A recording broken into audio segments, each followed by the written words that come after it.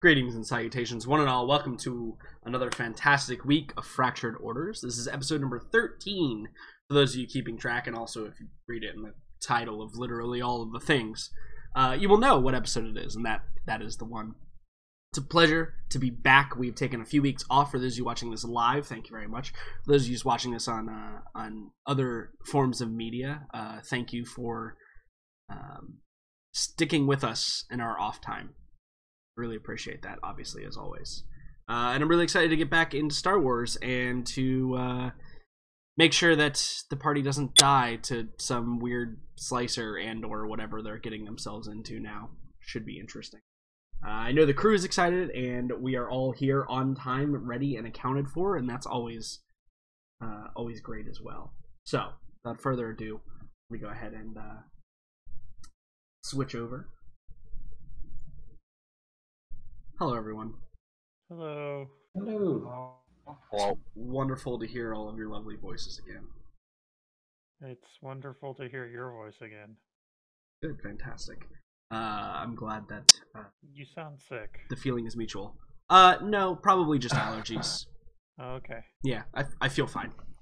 I just have a nasally voice in general, so I mean, something like it's not that. too bad. I mean, it's basically Fran Drescher, if we're being completely honest. I mean, With it could ourselves. be. You could be Fran Drescher, but I don't think. I think you're overselling. There we go. I got my Halloween costume for next year. It'll be Fran Drescher.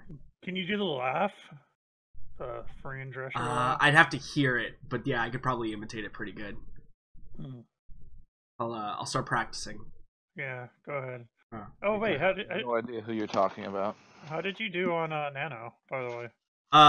Nano did not get completed, unfortunately. Oh, I got about a fifth of the way done, to be fair, which isn't terrible. no, that's not too bad. But yeah, no, unfortunately, unless I sit down after the stream and literally write until midnight, I don't even think then I'd be able to finish it. Just got caught up with a bunch of things, but that's how life is sometimes. But Okay. I am far more interested to see how you guys have been the past couple of weeks that we have not played, because it has been a bit of a time. First, we'll start with you at the top. I see you've changed your name, which is great. I'm glad that you're still at the top of the list alphabetically, because that's how the overlays are made. So I appreciate that. Still starts with an E, so that's good. Yep, yeah, indeed. How have you been? What's been going on with you? Well, other than universities and like exams and progress, kind of like presentations that we have to do for our specific modules, well, in the university. Nothing much really. Basically just exam stuff, or basically just university stuff then, huh? Yeah, just day-to-day living alone in Birmingham and all that. Living alone isn't terrible, to be fair. Well, I didn't say it's terrible. I can actually like stay up all night and just if someone asks, I would just say no. True. It's just like I'll just assume you don't know that I'm up and not sound like tired when you call me. Of course, when my parents ask because they care and all that, because so you gotta stay fresh for your like classes. That's how parents are. Yeah. That's good. Kai, how have you been past few Yes. weeks? How's everything going with you? It's been great. Been busy. A lot of fun. I'm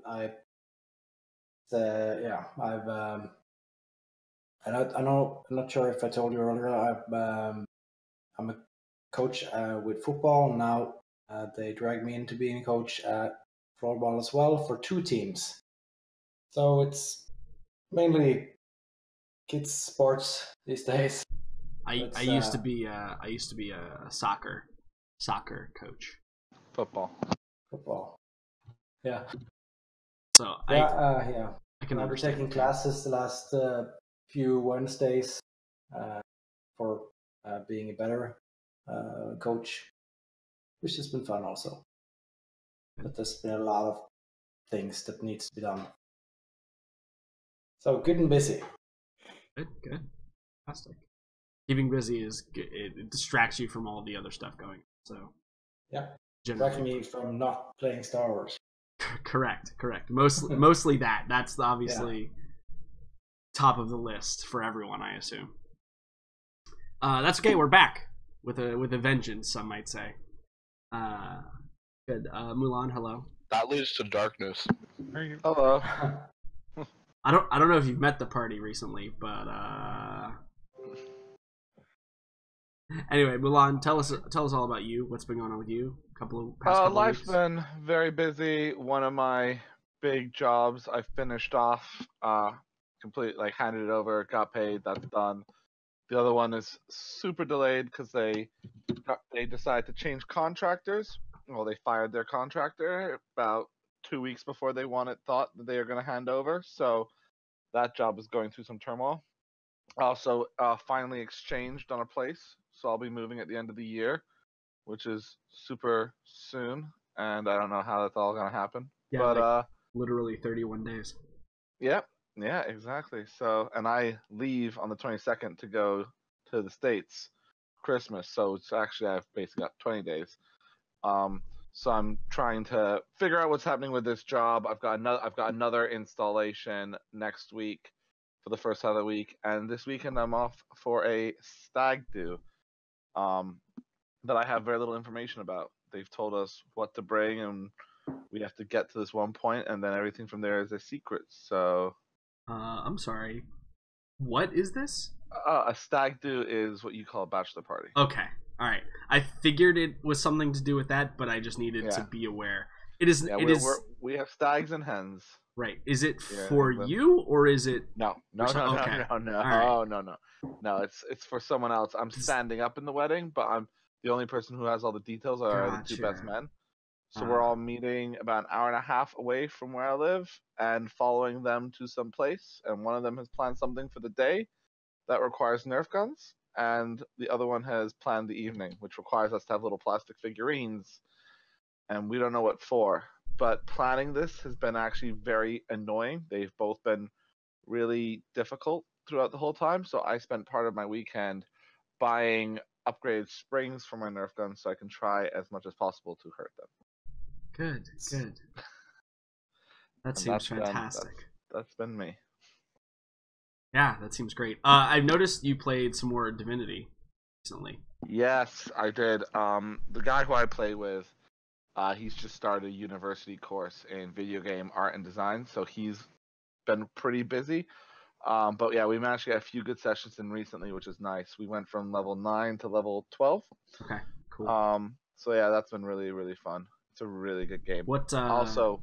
So you guys are just really starting to explore the Bay Area, right?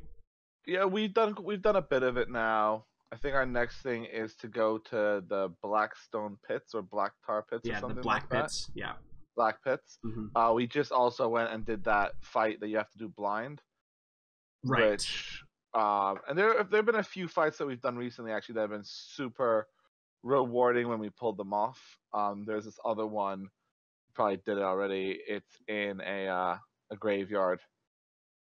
Yeah, was it the big giant bone construct and the dog? No. Okay. No, I'm trying not to give spoilers. Yeah. But I mean, the game's been out for a while, but yeah. It's the 4 heroes. Oh, yeah. That fight, yeah. We also lost that fight the first time we went to it, and we had to go back and get another level. That game is first of all, it's my game of the year for sure. But 100%. It's super brutal if you are not at the right level. If you're one level below, like the entire fight is so much harder and like almost impossible. Yeah, we haven't fought anything at our level for a while. Oh no, we did find 2 level 9 people that we just wrecked, and it was so much fun. But yeah, we've been doing most of the fights 1 level low, and it's been tough. Yeah, another area you should think about going to, because this is something we got kind of tricked on after you do the Black Pits. The area with the 2 trolls that guard the bridges. Going to that area and figuring out how to get across the bridges and then move on with your lives. That's like a level 13 area that we didn't know, and so we did it at like level 16, and completely wrecked everything, and all the gear was bad, but would have helped us through like the level 14 and 15 stuff. Yeah. Also, our mains are really well kitted. Our secondaries, especially I use Ifam, who's the archer. Yeah. He has no armor, and we've been trying to get him better gear, and it's been really hard.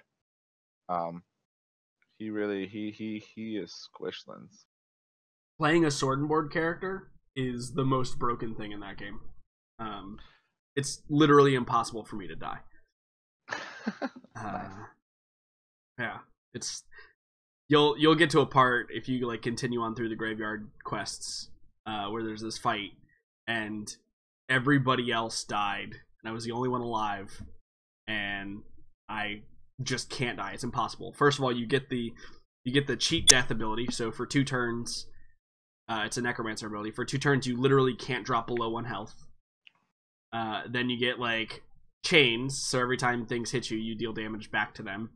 Then you get shields up, right? So it restores your armor. You get from necromancer, you get bone armor, or bone cage, I should say, which does armor based on how many corpses are in the area. It gives you physical armor. The maximum I've had is 3,800 physical armor. Wow. Which is holy shit. Which is Yeah, like we don't really 3 have- health pools for some characters. We don't really have a designated tank. We're using Beast as a battle mage, and he's decently tanky. Yeah. And then my friend's main is also kind of like a battle mage / two-hander. Mm-hmm. Yeah, I will say it's harder to tank in the game per se. And there was definitely times throughout the game where, as that like sword and board character, I felt very useless because I don't really deal a whole lot of damage. I don't really have a whole lot of like controlling options. My main goal is just to kind of be in the way. And definitely in a lot of fights, that's not the right play. Like you need to be able to do stuff. But Cool, I supplemented with the polymorph. So I'm a necromancer polymorph warfare. And polymorph has this source ability called apotheosis. And it costs all 3 source points and 2 AP. But for the next 2 turns, all source abilities don't cost source anymore. Nice. Holy shit, that's huge. So you can use it and then use all your source abilities, use them all the next turn, use them all the turn after that. And then there's also a polymorph spell called Skin Graft, which resets the cooldowns of everything. It doesn't reset the cooldown of Apotheosis, but it resets the cooldown of all the other source abilities. So you can just like cast all of your source abilities in 2 turns and because just do Arrow ridiculous stuff. Spray and Dome are both insanely imba. Yeah. Though Arrow Spray isn't as good. Arrow Spray and Ricochet are not nearly as good as they were in Divinity 1. Yeah. Yeah, so like I could put 2 domes up. I also have as a necromancer you have the Black Shroud, which is basically just like an area of suffocating blinding that you drop. But yeah, no, it's super super good. I used it on one of the last fights on Blood Moon Island. Well, that's fun because I've just picked up was it polygamy? No. Polygamy is something very different. Very different. Sorry? I just picked up the tree that lets you use polymorph and things like that. Yeah. On my main, so I'm a rogue who can turn people into chickens and go invisible. Mm-hmm. Yeah. That's fun. The chicken move is fun. I like that. I like flight. Flight is super broken. I haven't got that yet, but I've seen you use it, and so I really useful. want it. It's just so useful. It just gets you anywhere. But yeah, Divinity's great. I could talk about Divinity for hours, but perhaps we should play Star Wars at some point. Toasty, hello. Hi. How have you been? I've been out of town. But you are back in town. But I am back in town. Perfect. What were you doing out of town? Anything interesting? Just visiting family for like 2 weeks. Oh, it's true. It was Turkey Day here in the States. I forgot to ask everyone how was your Turkey Days, but I also realized that the other 3 people that I talked to don't celebrate Turkey Day, so It's kind of a wash to Yeah. ask I about actually it. do, true. unfortunately. Yeah, I don't really. I don't know. It was pretty boring, really, to be honest. Yeah. Sometimes Uh, that's just how it happens. You go because you have to, and it's like, yeah, I'm here. Hi, still alive. Good to see you're still alive. Okay. Yeah, pretty Have a nice much. day. That's me every year. Yeah. We have an American family friend who always throws a Thanksgiving thing. And firstly, these are people I only see at that event, never anywhere else. So Yeah. I really don't care. And secondly, I think turkey is just awful. Yeah, I'm not like a huge fan of turkey. It's okay. I just don't like. Just do everything you would do to a turkey, but do it to 2 chickens instead, and you'll have a nicer meal. I vastly prefer all of the things that come with the turkey dinner, like the mashed potatoes and the green beans and the corn and the side dishes are really side good. dishes. I can just eat those. Like usually, I get some turkey because I have some. Like you have to eat some turkey. Like this is part of the deal. But then I just fill up on everything else. Yeah. All the side dishes and desserts and stuff. That's my jam for sure. I don't know. My parents aren't bad at making turkey. Like it's not too terrible, Mhm. but I never really cared for turkey that much. Yeah, I think that's totally fair. So anyway, yeah, that was pretty much my 2 weeks was being in Idaho and being bored out of my mind mostly. Well, we're gonna hope to change that today. Yeah.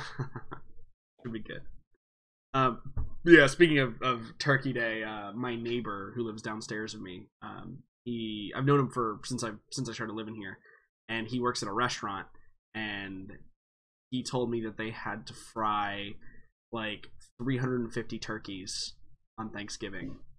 Oh, I was yeah? like, God, that's so many. That's okay though because I got a free one. So in my fridge, there's still like half a turkey, like and a huge like industrial sized tray of mashed potatoes and green beans. So that's basically been my lunch every day for the past couple of days.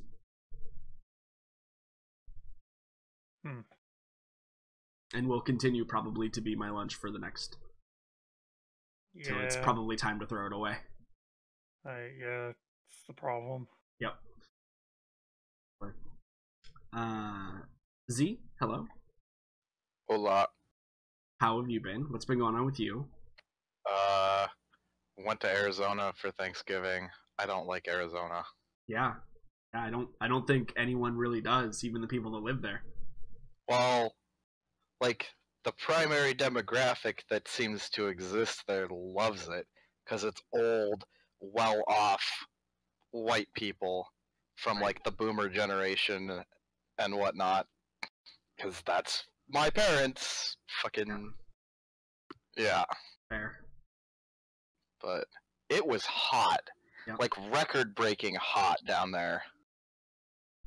It was Oh, like really? 90. It's like 20 in Idaho. I was like freezing my ass off. I wish it would have been like that. I firmly am a big fan of Pacific Northwest weather. I took this picture in my car today. I got into it. There you go. Just to let everyone know, it's 100 degrees in Florida right now. Holy shit. Jeez. In case anyone cared. So yeah, I can Florida's sympathize. like worse because it's super humid, right? Oh yeah, it's just soup, right? You just walk outside and you're just walking. You're like swimming through soup. It's always real strange when I go to like visit family in Colorado where it's like so dry, because I'm like, oh man, this is great. Like they're all like, oh my god, it's so hot. I'm like, this is fucking gorgeous. Like this is the best thing ever. Like it's just the sun that's hot, right? You're not hot in the shade. And then I come back to Florida and you step off and you feel like there's like 10 extra pounds of weight on you just immediately after you step off the plane. It's crazy. First time I went to Florida, I thought I'd walked into a wall. I was like, what is this? Yeah, like your I don't body. Understand. I'm a human. I can take it. No, I can't take it. Your body physically slows down due to like the moisture in the air. It's pretty crazy. Yeah. Aside from that, not much is really going on. I guess today it was kind of funny. I was taking my cats to the vet. Well, one cat, because the other cat decided she was going to hide. And I get there, this big German Shepherd had taken a massive dump right in the lobby area. Yeah.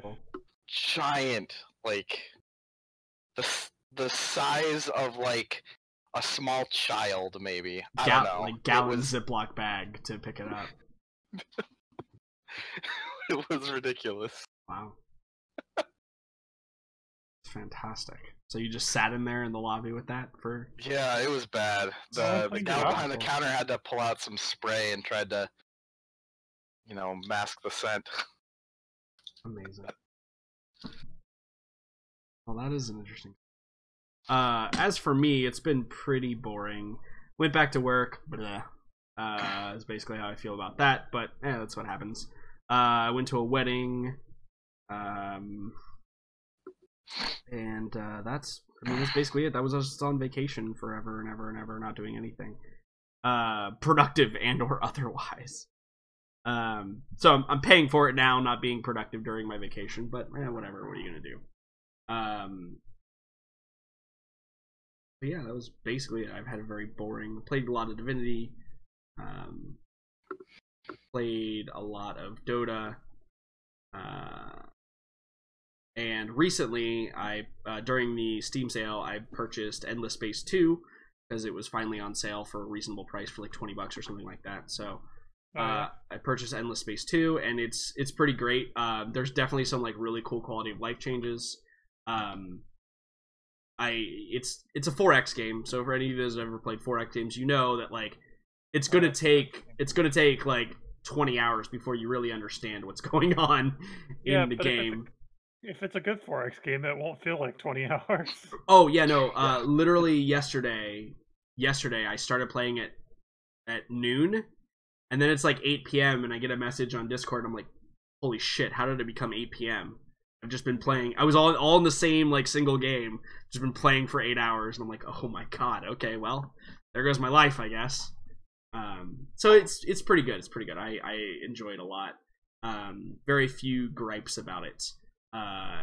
And as what always happens, I think, in every 4X game that you ever play for the first time, goddamn pirates and or barbarians, depending on what type of 4X game you're playing, fucking hardest shit in the entire universe, and everybody's getting mad at me. All my allies are like, they're like, you need to help us with this war, and I'm like, these pirates are killing me. Can you help me with these pirates?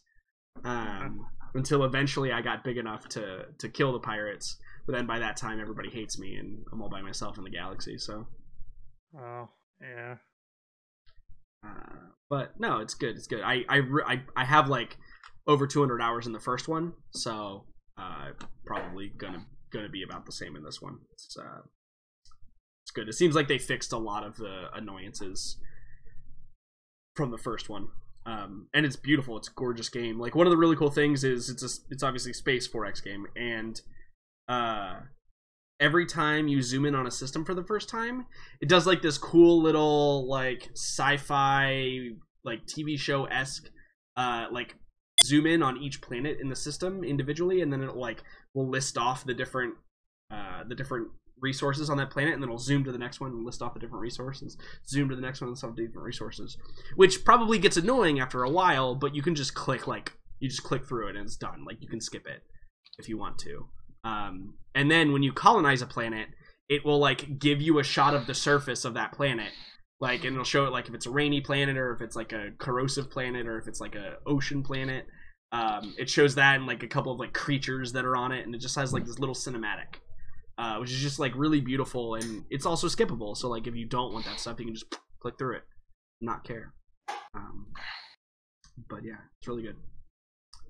And that's basically been all of that. But speaking of space and what to do in it, we have to play some Star Wars. And I'll be completely honest, because I like to be honest with you guys. I don't remember a lot of what happened last time. I actually had to go back and like refresh my memory a little bit before the session, just to make sure that I wasn't going to miss any important points. Because somehow I didn't take as many notes as I normally would or wanted to. So hopefully we can address that situation. But I think that the there were two kind of simultaneous things going on here. One was there was Jax, who was very interested in what the Arcana Syndicate was doing here on Drunkenwell, because you guys are still in Drunkenwell. There's Indeed. You haven't left there yet. You've decided to pick up other jobs, do other things. So there was some heavy interest in that and some investigation into that. And then I think that the other thing going on was the Mouse. You had found a slicer, thanks to your new captain friend, who had said that they would help you essentially slice the data pad that you have, right? That has the whatever this information that was like hidden or whatever encrypted on it. And so you found a slicer that's going to help you with that, which is great, but you've been requested to like perform a task for them. They essentially want you to become a vigilante and either shame and or punish in an appropriate way. Specifically this one individual. But there are obviously a couple of others, and I actually don't remember if I gave him a name. No, it was a group of individuals, and one of the group of individuals was the person who I figured out I think was murdered by, or Jax thinks was murdered by Arcanus. Right. So there was a hotel murder, right? Where, or like a, basically a hotel murder where a like not politician per se, but like a high-ranking individual had been murdered, and everyone had suspected that it was like from some call girl or something like that. And the police, or the DDF, right, the Drunkenwell Defense Force, had like done their investigation, but it had not kind of turned over much at all. And so the slicer gave you some more information that was kind of related to that or tied to that in some way. And it may even be, we kind of determined that the two things may even be linked. Both what the slicer wants you to do and also what Arcanus is here for. And I think that the final scene, as we saw it last time, was Mouse and Kin, you guys were leaving this warehouse, this like abandoned warehouse with this weird hollow display in the middle of it, right? And it was this weird, the imagery of the slicer was like this stormtrooper helmet, right? That's all it was. It was just like a floating stormtrooper helmet. Oh, I thought it was the guy wearing a stormtrooper helmet. No, it's just like literally like Wizard of Oz stormtrooper helmet floating. That was the image that you had. So with that being said, you all decided to try and figure out what exactly is going on here. So the ship to discuss it. Yeah, you went to the ship to discuss it, and that's kind of where we left off, essentially. Thank you for getting some of the most interesting stuff that happened. The ship like catastrophically fail. Right. So there was that one time. I was gonna point it out. Yeah. So also the probably the most important thing, right, was that Dash, in an attempt to reverse what Mouse had done to the like intercom system, ended up having a quite catastrophic failure, and ended up burning all his eyebrows off. All true. And that's actually not what I was referring to. Oh, okay. What were you referring to? Jax got some sweet mods for his gun, and Mouse got a brand new gun. We haven't had a chance to shoot it. That's true. We did have a shopping trip, right? In which there were some mods, but also Mouse, you ended up like picking up this really dank ass rifle, well maintained. What's the exact manufacturer of it again? It's a Precision X marksman rifle. Right, yeah, you ended up finding a Precision X marksman rifle from this cute little old lady who said that it was her son's, right? And that, he didn't need it anymore for obvious reasons. And she sold it to you for a reasonable price. which obviously is great, fantastic. So you also have that now you can work with, which perhaps will assist you in your next step of training to become a better marksman. So, as the group has been like discussing what's going on, I think that it is probably an appropriate time to roll for some destiny, perhaps. Let me clear the board first here. Let me pull this out. Clear the pool. Great. Cool. So, why doesn't everybody go ahead and roll for some destiny, and we'll see what the power of the light and the dark side are here today. Destiny. Okay. So it looks like 3 and 3 because we're still a light side paragon, right, Zian? Yeah. Back to my old tricks. As much as I'm trying to tank that for story reasons, I'm still too good. It's okay. Now we have Dash that can tank it for you, because that was the other thing that happened, right? Is Dash took a step in the, I mean, I'm not going to say wrong direction, because there's no right and wrong. Everything's a little bit gray, but definitely a step opposite from what Zian preaches about. That was the other interesting thing about Dash's morality. Yeah, he did not mention a self-centered, selfish ace pilot not dealing with a crew. So that's kind of like a personal thing. True. I mean, yeah, it's literally all Zian's fault. I agree. No, it's Dash's fault. He's just a fucking headstrong guy that doesn't that probably fought with crew members in the fucking academy. It probably wasn't very good at team exercises. I think we've determined that nobody really liked you in the academy, besides RK. Yeah, RK is like the only person that was kind of your friend. You don't know that. I decide my story. No, just kidding. Probably. From what we saw, maybe he is a team player. Maybe that will change. We'll see. Maybe we can turn him the right way. So the destiny is split evenly, which is probably appropriate for how the session's been going and what currently is active now. Now comes the more interesting news. So I think that during some period of downtime, or whatever, Jax, you receive a message, and it's an encrypted message, but you recognize it immediately as a standard generic Arcanus encryption, so you're able to easily kind of just get through it. And you realize that it is a message from my Strika. Now that she knows you're on planet,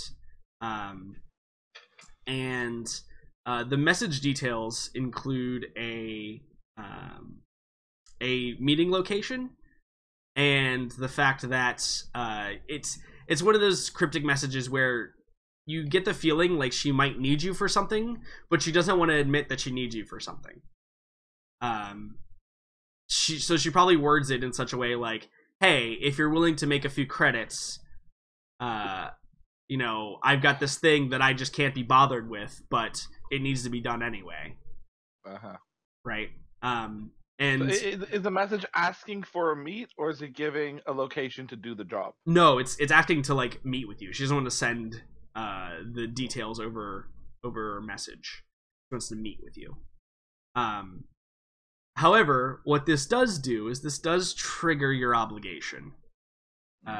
Your obsession to get back in good with the Arcana Syndicate is going to drive you to want to take this no matter what. And so, in that sense, if you could reduce your strain threshold by 2, because you're so worried about doing the right thing and helping out and being useful. And if everybody else can reduce their strain threshold by 1, please. Strength, really? Strain threshold. Oh. Do we reset our current strain? Yeah, you can reset your current strain. You can. Absolutely. There's downtime enough between the two activities. So fantastic. That's where we get that obligation trigger is basically that, under basically anything before death, Jax, you're going to be like obligated to kind of go and do this. And if you don't, then it might increase your obligation in some way. But that's what you want to do anyway, right? So there you go. So I guess the first scene I want to see is Jax. Do you like inform the crew, or do you just like go to the meeting by yourself? I think at this point Jax would inform at least Kin and Mouse, probably Zian as well. And like at that stage there'd be no reason to not tell Dash, so probably would tell the whole crew. Also because we talked about all the other stuff, and I think Jax had a suspicion that the call girl who they thought garroted that dude, right, what could have been I think he'd want to like share that with everyone. That leads me to the question: does it say come meet alone? Does it say like can I get a bit more information about this? It doesn't say alone, but like she recognizes that you're here with a crew. In fact, I think you even told her that. Yeah, I did. And she doesn't specify that like they're not welcome, and she definitely would have if it mattered. Yeah, exactly. So but I think the way Jax would phrase it would be like, so like talking about like these murders and stuff, I just got a message from Mai. She wants to meet. It might be, I think she has a job she wants me to do, but I don't know. It'd be interesting to meet with her just to see what's going on, because I think she's probably involved with these murders that your Slicer, or with the murder of that guy, who's one of the people your Slicer wanted us to deal with. So it might be worth checking out. Perhaps we can get paid twice in job.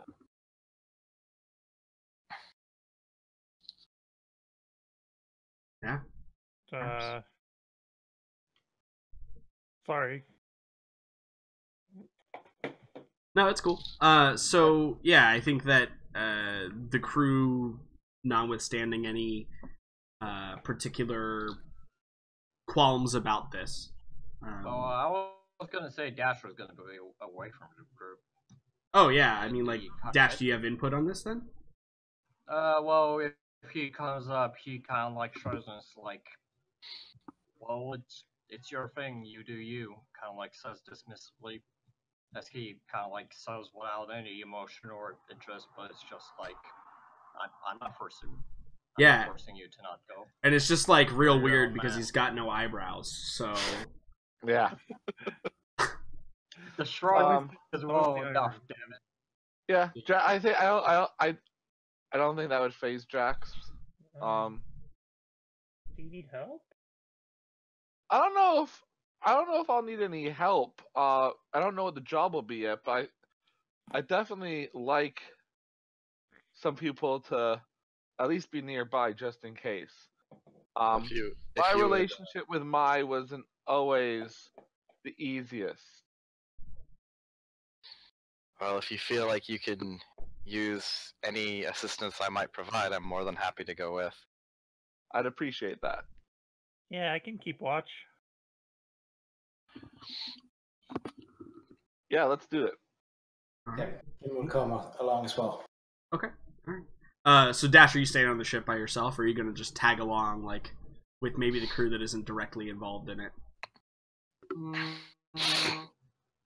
Well, the thing is, for one, he could possibly help having actually armored like plating, so I guess he could be an extra gun. But for right now, he just wants to kind of like stay with his ship, kind of like maybe like not. He's kind of like in that just like he won't be of any help, like. Gotcha. His best choice are it's Kin, Zian, and he. Strangely enough, when he gets to Mouse, he doesn't refer to her as her name. He refers to her as a race. if Jax notices that. Ouch. So you Okay. just say the Deveronian. Yep. Sure. Yeah, and it's honestly, it's probably not a bad idea to have somebody at the ship anyway, just in case there needs to be an extraction of some sort. Although I think that Jack's like you get the feeling that there's not going to be any issues from but no, you also know that issues follow cleaning teams always, no matter what. Exactly. It's less about wanting backup with what Jax is more hoping, but probably doesn't know how to verbalize it that well, is he doesn't trust Mai particularly, but he is desperate to hear what she has to say, right. And he's kind of hoping that the others being around, their take on it will help ground him a bit. Sure. So he's he wouldn't know how to say this, or maybe this would even be a subconscious thing for him, but he would be wanting the other people there more to help keep his obsession in check, and also because, who knows what the job will be, but she could be like, all right, let's go. Right, she could be like, yeah, we're leaving now. Yeah. Right, totally. Okay, cool. So I think that's the four of you set off. Dash, you're left on the ship. I'm gonna just trail behind a sec and just kind of be like, just kind of talk to Dash just really briefly, Yeah. look, cool it on the racism, bro. Hey, you weren't there. Only Jax was. God damn it, I spoke to him privately. Weren't you talking in the group? Yeah, Everybody? I was talking to everybody. I assumed it was like I got people around the table. I mean, if you for we can say that I talked to everyone else and I went to talk to you, so that can be a private conversation. Yeah, that's what I was actually. Yeah, that's fine. Never mind that. Yeah, that's fair. I'm happy with having gone to people as individuals and said, hey, I'm going off to meet Mai. Do you want to come? The conversation could totally have been though, like, are you okay? Because there's a lot of anger rolling off of you right now. Yeah. Instead, right? Yeah, Dash is going through some stuff right now. Zian's offered to help. He doesn't want it right now. That's cool. He's not gonna push into anything without that conversation that kind of happened. Well, the thing is, initial conversation was you teaching. I didn't. After what happened, you didn't talk. So maybe, I don't know. It's just like you have a thing. If you want to stay and comfort him, that's your choice. I guess. But one's emotions are less important than one's need for success in the form of credit. So he wouldn't really just stop anyone for a one-on-one. Sure. Because he's a man of action, not a man of words. Let it be known that Dash is a man of action. Yep. Even to his own detriment, like that time he burned all his eyebrows off. Yep. This is going to be a thing, by the way, in case anyone was curious. So the four of you head out from the ship, and you walk the now familiar streets of Drunkenwell. And I guess I can move everybody over now. They're all there, so we can see this wonderful planet again. Let me delete one of those light side points. Yep. So all of you are still currently in the capital cityscape of Bali, right? And you all have probably been here for a few days. You've been kind of leisurely hanging around. There was some shopping. There was that mission you did to Aldamina. There were a few other things that happened. So the group of you is probably pretty familiar with the local area, which is why this request, Jax, probably is maybe a little bit unsettling. Is you're actually being asked to go to kind of the edge of the Avali district. Now, again, all of the landmasses are completely covered in cities, right? So it's a city planet, but there's just a lot of ocean involved in it. But you're being asked to take a speeder or a hypercar or a train or whatever, a grab train over to kind of the edge in the more removed from the urban portion of Avali, into like the more rural areas. And so as you guys begin your journey in that direction, you obviously have sent like a confirmation back to Mai, right? Yeah. Okay. Yeah. That would be polite. So I think that perhaps your mind begins to wander a little bit, and I would like you to make me a check of some sort here. We got to get some checks in. Can't just sit here not doing checks. I feel like ranged light is definitely the. No, I actually think I want an underworld check from you. Underworld knowledge check from you. And let me set it's just going to be an average check. And this is generally just going to be like, you're running scenarios through your head, right? Of like, what this might be, what this might be about. And I think that something that Jax probably does, and correct me if I'm wrong, is like, try to evaluate the force that you're going to be dealing with. So why don't you roll that check for me? Yeah, I think Jax would be trying to remember he'd be like going through not only what he remembers about Mai, but about Mai's team. Right, that's exactly what I'm getting at here, for sure. Yeah. Okay. All right, so you don't remember a whole lot about Mai's team specifically, and I think that maybe that kind of sets you a little bit unease initially. But what you do know about Mai, this wasn't involved in the fail here, but what you do know about Mai is that she's probably a little bit messier than most cleaning teams, meaning that I think that her team probably has gained a reputation, or at least when you were more involved, her team gained a reputation for kind of going above and beyond the call of duty sometimes, or taking matters into their own hands would be another way to say it. Yeah, I can imagine that one of the reasons why the team Jax was on was slightly more revered was because we were not necessarily less like our success rate wasn't much better, but we were just slightly more effective at like being subtle about it. Yeah, you were more professional. Like Mai's the one that walks in with her giant heavy blaster and begins mowing people down, and you guys are the ones that like wait for your target to be alone. Yeah.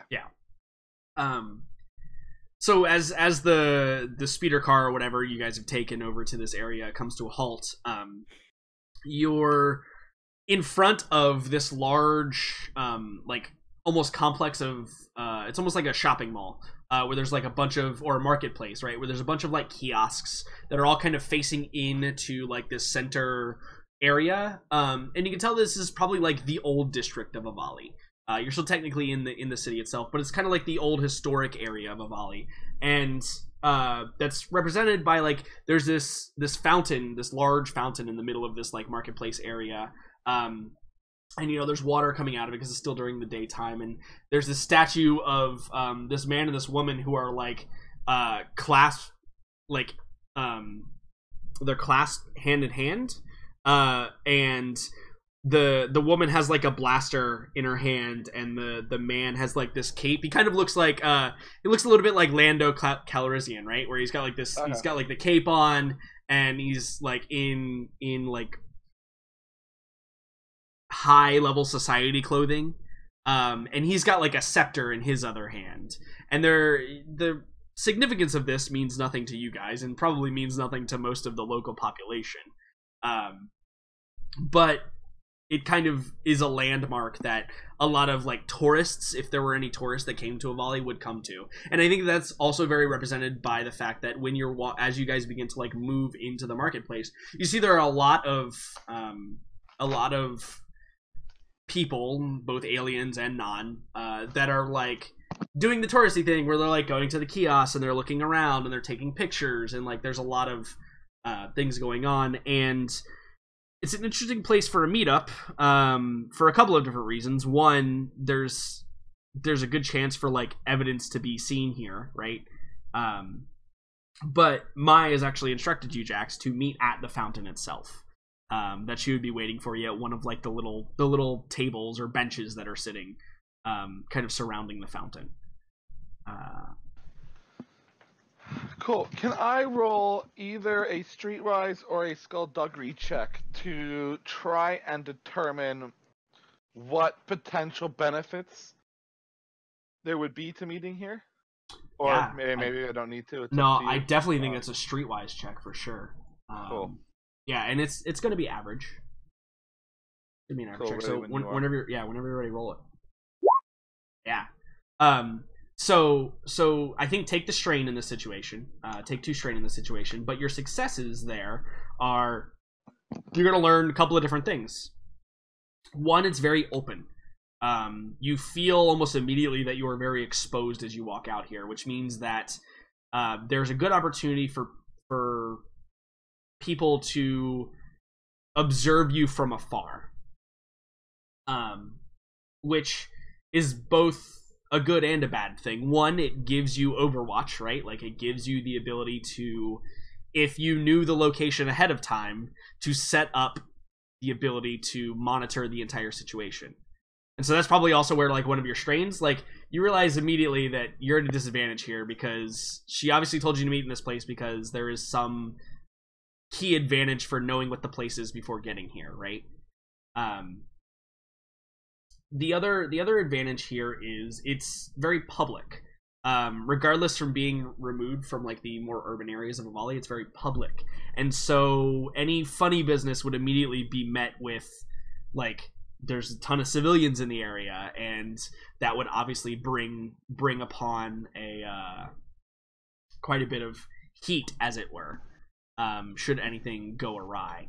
And I think that the probably the third little tidbit of information you get from this, why it would be advantageous to be here, is there is such a variety of people here that 2 Mandalorians meeting together is not going to look as strange as if you were meeting, like, in an alley somewhere or in a bar somewhere. Being a more touristy part of the... I don't think people could tell that Jax is a Mandalorian just by looking at him. That might be true.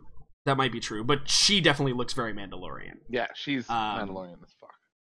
And she also knows that you have quite an eclectic group with you that does stand out in the city. In fact, I mentioned it multiple times that, like, how you guys are a little bit the outliers, especially, like, Kin being a droid. Because that's the other thing. There's far less droids here than there is in, like, the major parts of Avali. Because again, there's just tons of droids everywhere on Druckenwell in general. But in this particular part, in this little touristy district area, there's far less of that. So the group in general won't stand out as much, and also probably her group won't stand out as much, right? Because while you may not know a whole lot about them, or you may not know who they are, or maybe your failures on that underworld check, Jax, are that you don't know who they are anymore. Like, maybe you did know who they were, but who knows what's changed between then and now, and you can never be certain. So maybe she's got some, like, maybe her crew is a little bit more, a little bit more strange at this point, and they need a better place to hide out than in the main parts of the city. Cool. So do you tell the group anything? Sorry, go ahead. I'd turn to Mouse. I'd say this would be a really good spot to be taken advantage of if someone's got, like, a long gun at us. Just try and look around and see where you might want to go. I know he knows it's not Mouse's specialty, but he figures kind of people who want to, shoot from afar kind of will think somewhat the same way. Mm-hmm. And I think then I think to everyone else I'd say, stay nearby, but let me approach her somewhat on my own. And then he would go and he'd go to the statue to wait for my. Yeah. So what does the group do? Zian, Mouse, and Kin. Kin is, I guess since there's a lot of tourists, there are probably some guided tours. Yeah, absolutely. Of course there are. Guides talking about statues. Kin is fascinated with that. He will go stand next to a tour guide, who is explaining the statue. Cool. Awesome. Also find a perch. Yeah. So there's, as I said before, like, there's a lot of vantage points here. Because while the ground level is where, like, the statue and stuff is, there's a lot of multi-story buildings that kind of surround this large plaza area. So it would be too easy, Mouse, for you to just like climb up on a building and just kind of like perch yourself on the roof and hang out to have a good vantage point, if that's what you wanted to do. And it wouldn't even be too conspicuous to do so, because there are probably shops that are like even on the second level. Like you could maybe even go into a shop, go up to the second level, and just like stand on the balcony if you wanted to. So yeah, there's definitely a fair amount of places for you to find. Okay. What about you, Zian? Okay, good. Zian's dead. So we'll start with Kin, because you're interested in these statues, right? And I think that Kin is much more interested in the tours. He's never seen tours before. Yeah, so you kind of like insert yourself into this group. I'm going back and forth between the guide and the group and really studying the interaction. Yeah, and the guide, it's this young woman, perhaps in her late 20s. She's clearly a local Drunkenwellian. And she is like explaining with some verbose and some flair about how these two individuals, that they were the founders of Abali when they departed the core worlds in search of a better life. They decided to land here on this planet because of its beauty, and they wanted to preserve that beauty. And so when they headed their colony that landed here, they made it a very conscious decision that no matter what they would do, they wanted to keep Drunkenwell as clean as possible, because they didn't want it to end up like Coruscant, where they were from, where it's just smog and grossness and decay of the planet, basically. And I guess this is probably like a regular tourist group where none of the tourists will ask any questions. Yeah, absolutely. Absolutely not. Just talking. They're all just like nodding, or like maybe not even paying attention and taking pictures. Like, yeah, there's nothing really going on. So Kim will ask, why is one of them carrying a blaster? And the lady kind of looks at you, and like for a moment, because remember, droids on here are not that sentient on Drunkenwell, and she's like, yes, well, you see, Nancy, she carried the blaster everywhere she went.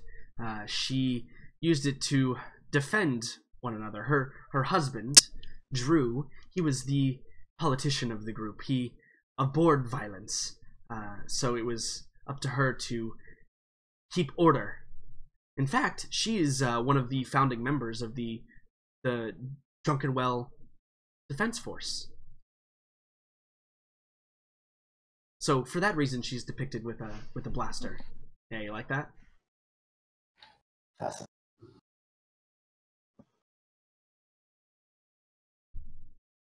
Kim will really stand really close to the guide and observe the group tourists.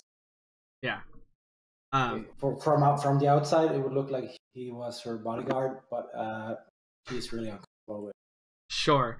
Yeah, and I think that there is. Let me roll a check here. Let's see how uncomfortable she is with this. She's a little bit uncomfortable, but she's a tour guide, right? She's used to people kind of hovering around her at all times. So she probably, there's a couple of times where she kind of just like looks over her shoulder at you, strangely, but she continues right along with her tour and begins going to like each one of the stores and shops and saying that like you also find out that this is apparently like the place where the first colony was established, right? The first colony of Drunkenwell. And you learn about how, some of the hardships that they had, how the before the like kind of jungle area was tamed, it was very like brutal to be here. It was a constant like war against the natural environment.